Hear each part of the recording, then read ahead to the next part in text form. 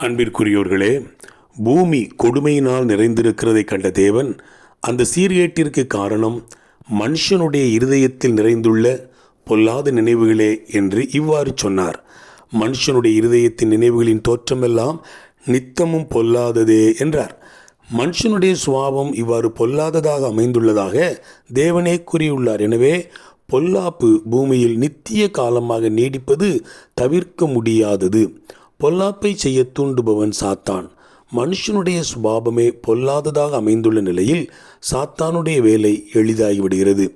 எந்த சூழ்நிலையிலும் எவ்வித பொல்லாப்பிலும் ஈடுபடாமல் நீதிமான்களாகிய ஆபிரகாம், ஏனோக்கு, நோவா போன்ற பரிசுத்தவான்களினுடைய வரலாறுகளும் தேவனுடைய வார்த்தைகள் வாயிலாக வேதத்தில் இடம்பெற்றுள்ளன.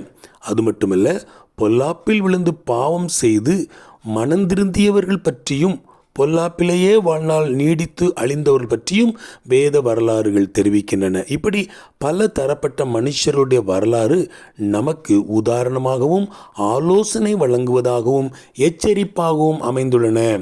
எனவே இந்த வசனம் தெளிவாய் சொல்லுகிறது. 2 தீமோத்தேயு 3:17 வேத வாக்கியங்களெல்லாம் உபதேசத்துக்கும், கடிந்து கொள்ளுதலுக்கும், சீர்திருத்தலுக்கும், நீதியை படிப்பிக்குதலுக்கும் பிரயோஜனமுள்ளவைகளாயிருக்கிறது என்பதாக. வாழ்த்துக்களுடன் ஜார்ஜ்.